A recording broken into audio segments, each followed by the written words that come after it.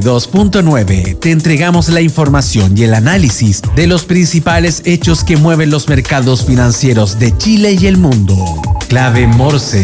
Decodificamos los conceptos económicos para el ciudadano de hoy. Daniel Fajardo analiza la actualidad económica y sus conexiones con la política, el medio ambiente, la tecnología y más. Bienvenidos a Clave Morse. Lunes 12 de enero, son las 9:04 de la mañana, en una jornada que va a ser calurosa, no tanto como el día de ayer, pero van a seguir las altas temperaturas, a pesar de que habían algunas nubes en algunos sectores de Santiago durante las primeras horas de la mañana. Están pasando varias cosas en el tema económico. Claramente seguimos pendiente de lo que pasa a nivel global en Venezuela, con Estados Unidos. También aquí en nuestro país están las definiciones de algunos ministros. Después viene la subsecretaría con un plazo que se supone que es más o menos hasta la segunda quincena de enero. Y con el cobre que sigue subiendo muy fuerte, al igual que los petróleos, el oro.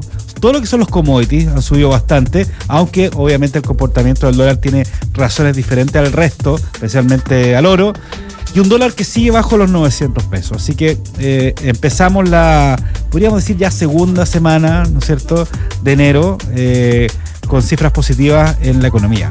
Este es el espacio donde decodificamos la economía, la explicamos en simple, por eso se llama Clave Morse. Les recuerdo que nos pueden seguir en nuestras redes sociales, en X y en Instagram, como @Radio La Clave, también en LinkedIn, YouTube, Spotify y por la 92.9 frecuencia modulada. ¿Conoces Bendito Residuo? Es un emprendimiento que nace desde la necesidad de generar un cambio cultural y una transformación integral en el retiro y manejo de nuestros residuos. Son una empresa que genera un motor de cambio, conciencia y responsabilidad social. Conoce más en www.benditoresiduo.cl. En Clave Morse te informamos cómo parten los mercados. Indicadores económicos del día. Vamos a partir con la UF, que está en 39.754,82, ya empezando a tener los efectos, ¿no es cierto?, del último IPC. Y aquí viene lo interesante, porque nuevamente, podríamos decir que por tercera vez en lo que va del año, tenemos un dólar bajo los 900 y un cobre sobre los $6 la libra. Perdón. El dólar ya lleva varios días abajo los 900, están 889,36, lo que es una muy buena noticia en general para la economía, quizás no tanto para los exportadores, ¿no es cierto?, porque ellos reciben, la venta de sus productos en dólares, pero por otro lado también tienen que comprar muchas veces insumos, maquinaria afuera, o sea, importarlos. Por lo tanto, tampoco es que sea una mala noticia que baje un poco el dólar. Como sea, para el resto de la economía en general, que el peso sea más fuerte con respecto a la moneda norteamericana, siempre una buena noticia, especialmente si viene aparejado con una relación inversamente proporcional, que es un cobre sobre los $6 la libra. Está exactamente en 6,02 dólares la libra. Está 6,02 la libra de cobre. Y esto está aparejado también con una serie de inversiones que vienen este año, más de 20 inversiones en el mundo de la minería, principalmente el cobre. También, de alguna forma, podría estar relacionado con otros temas, como por ejemplo la huelga de una minera en el norte de nuestro país, con lo que está pasando a nivel internacional, etcétera, etcétera. Como sea, tenemos un cobre a un muy buen precio. Los petróleos también subieron de una forma importante, no así significativa, pero importante. El Brent está en $63 el barril y el WTI $58,73 el barril. Y no nos olvidemos del euro, está en 1.039,21 pesos. Las noticias que debes saber. Titulares en Clave Morse. El puerto de San Antonio alcanzó el año pasado un récord histórico al transferir 2,06 millones de TEUs. Recordemos que el TEUs equivale a un contenedor de 20 pies, que es la medida que se usa a nivel internacional, y ya está operando al 80% de su capacidad, en línea con el mayor dinamismo del comercio exterior chileno. El terminal portuario, que recordemos que es el que tiene mayor cantidad de TEUs a nivel nacional, incluso más que Valparaíso, movilizó 23,86 millones de toneladas, casi un 3% más que el año anterior, lo que obviamente implica varios temas, principalmente la urgencia de avanzar en un megapuerto con una inversión estimada en 4.450 millones de dólares. Recordemos que además, de alguna forma, hay una competencia que es muy fuerte, que es este puerto de Chancay, que está cercano a Lima, en Perú, que ha traído bastantes inversiones, bueno, principalmente financiado por China, pero ha traído bastantes inversiones de otro tipo en el sector y también interés de varios países, no solamente de Perú, por sacar los productos o entrar los productos que compran a ese puerto, principalmente de Brasil. Si bien no hay una competencia directa, podría haberla en algunos aspectos, principalmente tomando en cuenta, como les decía, quién es el que financia esta operación en Perú, que es Lima. Y el puerto de San Antonio también está creciendo, también está esta inversión estimada de este megapuerto de 4.400 millones de dólares en una economía que crece. Ya vimos que está creciendo la economía, una inflación que está bastante acotada. Entonces, para que todas estas cifras que vemos finalmente también sigan subiendo, se necesita infraestructura y obviamente el puerto de San Antonio es importante. Desde la empresa portuaria San Antonio advirtieron además que de mantenerse este ritmo de crecimiento, el recinto podría llegar a 2,5 millones de TEUs hacia 2033-2034, ¿ya? Eso con respecto al puerto de San Antonio. A ver, un doble clic también que sale hoy día en la tercera, la CACEN 2024, que la mencionábamos la semana pasada, con respecto a lo que es la pobreza, esta nueva forma de medir la pobreza en Chile, que es una pobreza más multidimensional. La tasa de pobreza, según esta encuesta, ¿no es cierto?, fue de 23,4% en 2024, que son 6,1 puntos porcentuales más que el nivel general en el país. Me refiero a los nacidos fuera de nuestro país. Este doble clic tiene que ver justamente con los extranjeros en nuestro país. Y esta tasa de pobreza de los extranjeros en nuestro país fue de 23,4%, que es mayor, ¿no es cierto?, a la que hay en nivel en general en el país. Los extranjeros en pobreza suman casi 400.000 personas, de los cuales unos 148.000 son nacidos en Venezuela. Y este tema no es menor porque, obviamente, tomando en cuenta que hay una mayor inmigración en nuestro país, principalmente de venezolanos, que son cerca de 800.000, independientemente de otras nacionalidades como haitianos, colombianos, peruanos, ecuatorianos, este doble clic a la pobreza en ese sector es muy importante. La CACEN mostró finalmente que la pobreza con esta nueva metodología bajó de 20,5 a 17,3, ¿no es cierto?, entre 2022 y 2024.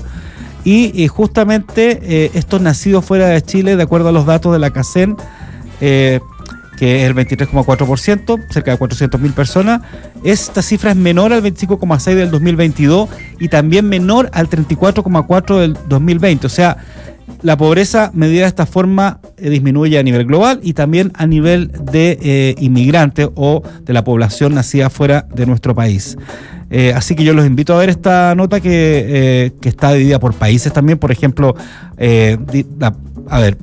principalmente los haitianos que vienen de Chile son quienes tienen mayores porcentajes de condiciones de pobreza, con 42,4%. Le siguen los ciudadanos bolivianos con 38,6%, Perú en tanto registra un 26,7%, Colombia 23,4%, Ecuador con 22,9% y Venezuela con 20%. Cifras súper interesantes porque si bien los venezolanos son la mayor cantidad de inmigrantes que hay en Chile, nuestro país, la pobreza que representan es de un 20%, mientras que los haitianos son de un 42,4%. Temas que hay que abordar, principalmente este año, también que va a tener que abordar el nuevo gobierno, que son importantes también definir esta pobreza, esta nueva forma de medir la pobreza según la CACEN del 2024. Ya, vámonos con nuestra primera entrevista. estamos en línea con Felipe Sepúlveda, analista jefe de Admirals Latam. Felipe, ¿cómo estás? Bien, bien. ¿Y tú? ¿Cómo está todo por allá? Bien, muchas gracias por recibir esta entrevista en estas horas de la mañana. La idea es nuevamente hablar un poco con ustedes acerca del resumen económico de la semana. Hay varios temas que están pasando, algunos influidos obviamente por el panorama internacional luego de la detención de Nicolás Maduro, que todavía tiene, digamos, algunas resacas, ¿no es cierto?, que vamos a ver, y elementos que van a seguir de alguna evolucionando durante la semana, durante seguramente los próximos meses. Pero antes que nada, Felipe, de hablar del resumen económico de la semana, quería detenerme inmediatamente en estos máximos de oro que están haciendo noticia. En realidad los commodities están altos, los petróleos subieron, el cobre también subió, pero el oro está llegando nuevamente a máximo histórico, y quería preguntarte por qué pasa esto y si tiene una relación con la subida de los otros commodities como el cobre y el petróleo. En parte sí. En parte podemos decir que hay varias razones que están incidiendo en por qué los commodities, en particular a nivel mundial, están subiendo. Uno de ellos es, y el patrón común, es la caída que tiene el precio del dólar a nivel internacional. A medida que se deprecia el dólar, hace que todos los activos que se transen en dólares sean más caros. Por eso vemos más alzas en el petróleo, sostenidas, pero más alzas. Lo mismo con el caso del cobre y otras materias primas, entre ellos la plata y el oro. Pero después de eso también tenemos que sumarle el factor propio de cada uno de los activos. Como bien mencionabas antes, por ejemplo, el caso del cobre está en niveles altos netamente por una escasez de oferta y entre otras cosas más. En el caso particular del oro, el oro, además de ser un commodity como tal, que está sujeto a su propia oferta y demanda a nivel mundial, también se ve afectado y es utilizado como un activo de refugio ante dos riesgos a nivel mundial. Uno, los riesgos inflacionarios, y dos, los riesgos geopolíticos. Y efectivamente, desde la semana pasada, con todo lo sucedido con la captura de Nicolás Maduro, han surgido varias situaciones que presentan un cierto riesgo desde la retórica en la geopolítica.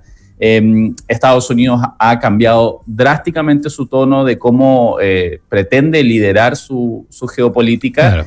Y eso genera incertidumbres.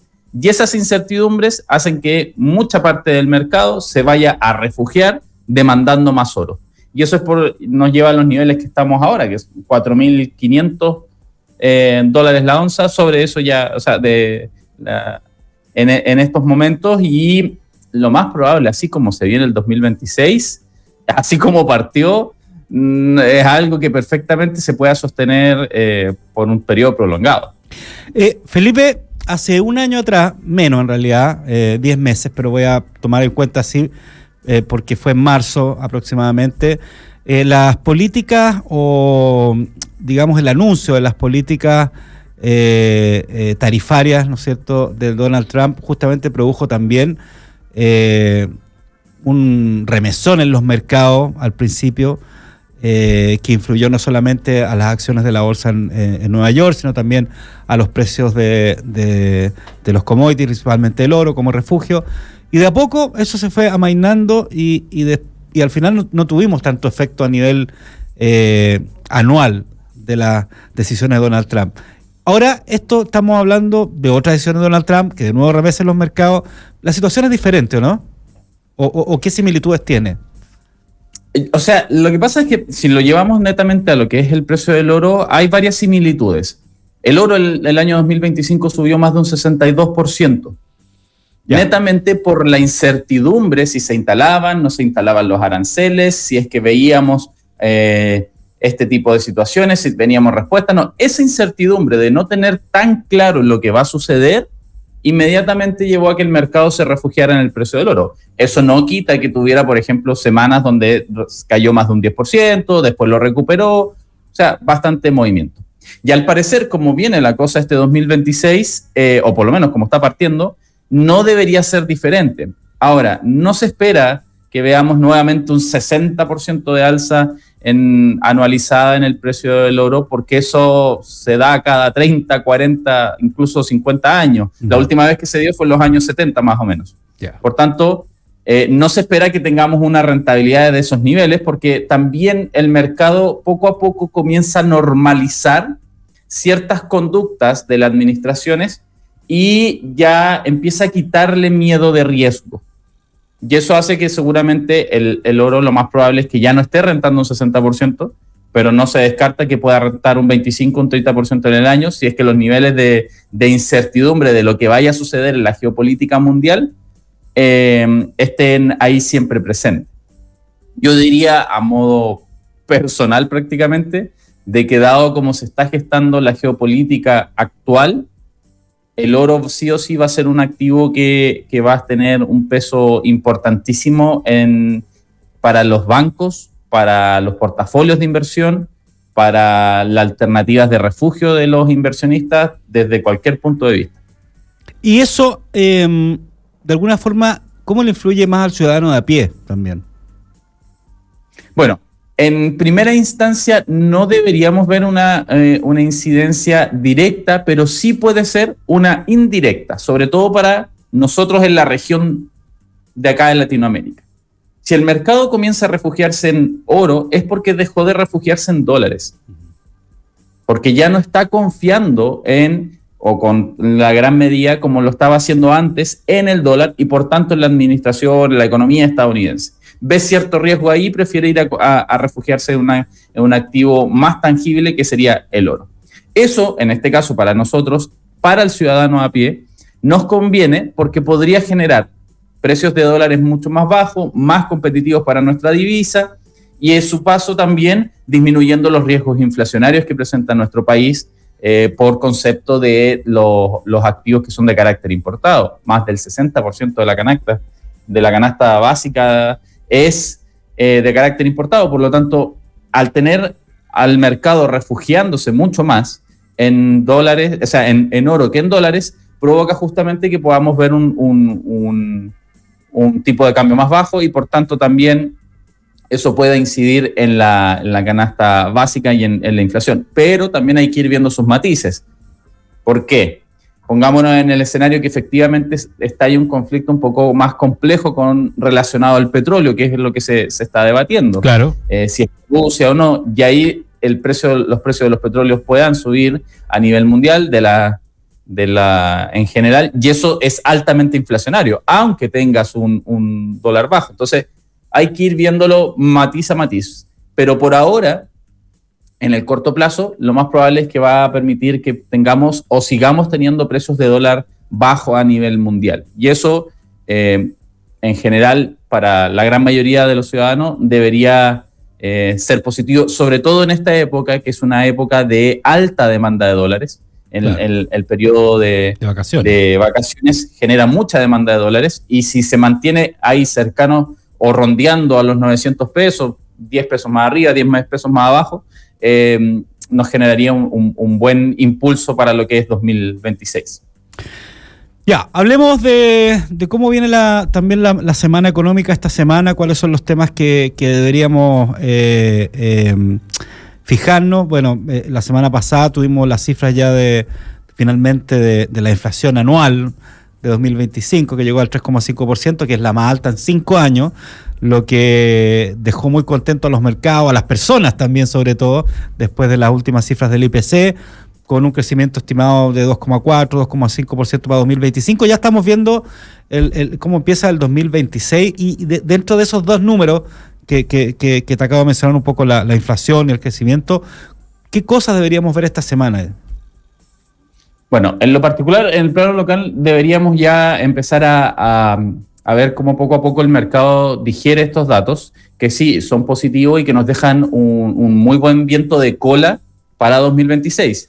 O sea, para nosotros, y aquí para Chile en particular, deberíamos tener un muy buen año 2026 si es que todo se mantiene como hasta ahora. Claro. Porque hay que hacer el matiz de que, como se dan las cosas hoy en día a nivel internacional, todo puede cambiar de un momento a otro. Pero hasta ahora, si es que todo siguiera de la misma forma, vamos a tener una inflación más o menos a mitad de año, ya en torno al 3%, el Banco Central recortando tasas, mejores estímulos para la economía, y eso debería impactar en un mejor crecimiento económico, superando ya los 2,5 idealmente a finales del 2026, cercano también al 3%, leteando un poco esta relación entre el crecimiento y la inflación.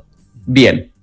Pero no podemos dejar de mirar el plano internacional porque nos incide. Y ahí hay un dato que va a ser muy relevante para esta semana, que son los datos justamente de inflación, pero de Estados Unidos, que los vamos a conocer más o menos el día martes, mañana, 10:30 hora de Chile. ¿Por qué es importante para nosotros la inflación de Chile, o sea, de Estados Unidos? Principalmente porque a una inflación más baja hay más probabilidades que la Reserva Federal de Estados Unidos siga recortando tasas. Ya. Y mientras siga recortando tasas, vamos a ver un dólar más abajo a nivel internacional. Por ende, para nosotros, sobre todo para aquellos también que trabajan constantemente relacionados al dólar o a productos de carácter importado, ya sea importando o exportando bienes, este dato es bastante relevante, porque de aquí se va a desprender qué es lo que va a hacer la Reserva Federal a finales de mes. Y de ahí ya no tenemos reunión de política monetaria, ninguno de ese tipo de cosas, hasta marzo. También tenemos que ver lo que vaya a suceder con el Banco Central de Chile. Claro. Si es que a estos datos va a seguir recortando tasas o va a generar una pausa hasta ya entrar a marzo, que sabemos que es un mes altamente importante para nuestra economía. Además, no necesariamente tiene que ver, pero al final todo tiene que ver, además, con esta apertura de una investigación a Jerome Powell en Estados Unidos, que se dio a conocer ayer, y de hecho Powell ayer publicó un video explicando que en el fondo era un pretexto político, que no es menor. No sé si eso influye finalmente o no, pero sí, al final influye en todo el panorama, ¿no? Sí, no, y influye bastante, porque el hecho de que los presidentes de los bancos centrales a nivel mundial estén bajo el escrutinio político, desde la perspectiva de si me gusta o no lo que hace políticamente la persona, le quita independencia al Banco Central. Uh-huh. Y si le quita independencia al Banco Central, quita respaldo. Es una señal que hace que el próximo presidente que venga y el mercado va a interpretar que va a hacer su operativa con miedo, porque si no hace lo que la administración le está pidiendo, le van a hacer un juicio o político o derechamente judicial, como en este caso.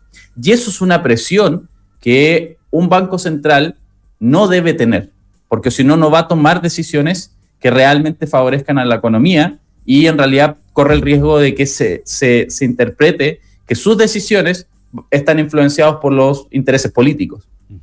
Y es ahí donde el inversionista también, y a nivel mundial el mercado dice, prefiero ante este tipo de situaciones restarme. Por eso es que en países donde los bancos centrales no son independientes, el riesgo país inmediatamente se dispara. Ya, claro. ¿Por qué? Porque no puedo tener respaldo si realmente las decisiones económicas que se están tomando son por interés económico o interés político. Perfecto. Y eso es algo que Estados Unidos está en una delgada línea que puede romper. Oye, Felipe, por último, nos quedan un par de minutos, pero no quería dejar de preguntarte, y vamos yendo al programa nacional, internacional, vamos moviéndonos así, y voy a volver a lo nacional. Queda prácticamente un poquito más de una semana para que este plazo autoimpuesto por el presidente electo José Antonio Kast de elegir a los ministros, por lo menos, no sé si a la subsecretaría, seguramente eso se demora más, que también la subsecretaría es bien entretenido, pero para elegir los ministros de su gabinete. Bueno, Jorge Quiroga ya está prácticamente listo en Hacienda, y aparte de economía, ¿qué otros ministerios son clave para el movimiento económico también de nuestro país? Bueno, en este caso, Hacienda y Economía son clave, pero también hay que ver la señal y un punto muy importante, porque se tiene que ver la coherencia con la campaña política del presidente electo, es el Ministerio de Seguridad. Claro. Un Ministerio de Seguridad que no genera el respaldo correcto con el que se había planteado por mucho que yo tenga los otros, voy a seguir con la retórica de que la seguridad es un problema. Por tanto, eso también puede generar problemas en la economía, aunque ya hemos visto que este año 2025, si bien durante toda la campaña fue el tema de seguridad el foco, y el IPSA seguía subiendo y seguía rompiendo máximos históricos, y en general los números iban bastante bien, el Ministerio de Seguridad también va a tener un rol importante, creo yo, para la confianza en la administración, dado que fue coloquialmente diciéndolo, su caballito de batalla en las elecciones. Por tanto, creo que en el orden, Hacienda, economía y seguridad van a ser un punto importante. Y tercero, la vocería. ¿Por qué? Porque también va en la misma línea del respaldo que doy, el mensaje que doy. No es lo mismo tener a alguien conciliador que capte y que pueda llegar a mejores acuerdos, a alguien directamente confrontacional. Ahí cambia el mensaje de la administración de cara a la ciudadanía, pero también a su principal foco que han establecido, que es captar más dinero, más inversión, para así reactivar aún más la economía. Por tanto, esos 4 ministerios van a ser clave para el presidente electo Kast, si es que realmente quiere entregar el mensaje que planteó en campaña de reactivar o darle mayor dinamismo a la economía. Porque a la larga los números nos han demostrado que nuestra economía es sólida y se mueve bastante bien. Pero lo que se desprende de su discurso es que él quiere darle un poco más, y para eso tienes que dar una señal muy clara de confianza y de certidumbre. Felipe Sepúlveda, analista jefe de Admirals Latam, 1 millón de gracias por acompañarnos a ti y Admirals como otros días también para hacer los resúmenes económicos, los análisis también económicos, políticos de la semana. Así que estés bien y buena semana. Muy buena semana también para ustedes y para todos los oyentes. Un abrazo. Y a la vuelta de la tanda comercial vamos a estar justamente hablando sobre quién es Jerome Powell, que justamente está haciendo, se abrió una investigación, ¿no es cierto?, con respecto a algunos temas de dinero, con la fiscalía, que se ha digamos, interpretado también por algunos sectores como una presión política. Y también vamos a estar conversando con Christian Fleiderman, que es director comercial de ADECO, para que nos explique un estudio que justamente señala sobre las principales preocupaciones laborales de los trabajadores de cara a este año que ya comenzó. Así que quédense en línea y nos vemos en un par de minutos. En la 92.9 decodificamos los conceptos económicos para el ciudadano de